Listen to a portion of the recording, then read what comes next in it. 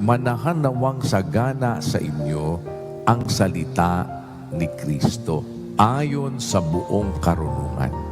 Kayo'y mangagturuan, mangagpaalalahanan sa isa't isa sa pamamagitan ng mga salmo at ng mga imno at mga awit na ukol sa Espiritu, na magsiawit kayong may biyaya sa inyong puso sa Diyos.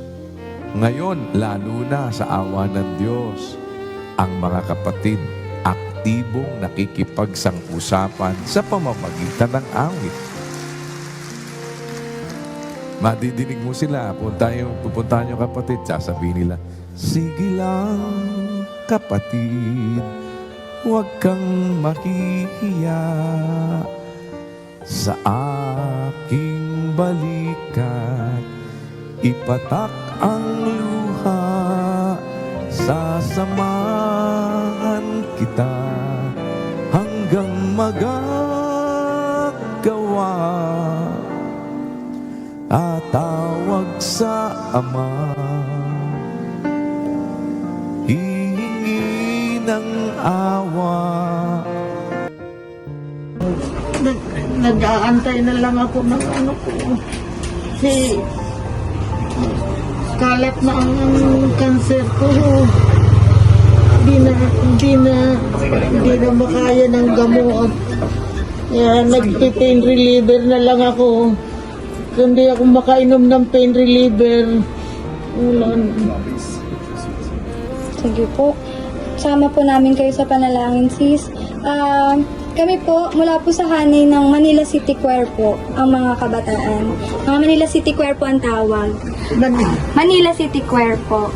Maghahandog po kami ng ilang bilang ng awit, sis. No?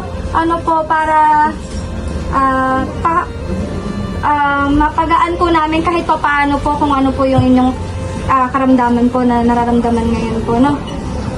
Nakikita lungkot sa iyong mata, nararamdaman ko bigat ng iyong dala, mga munting higpit at batok ng luha. Kapatid, alam ko ika'y may problema.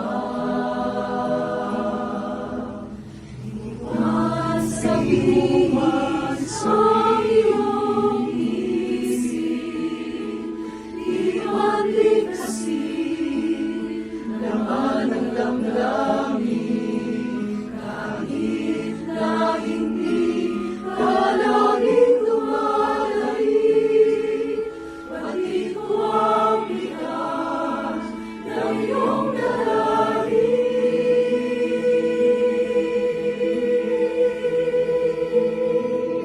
Sige lang kapatid, huwag kang mahihiya sa aking balita, ipatak ang luha, sasamahan kita hanggang magagawa. Tatawag sa Ama,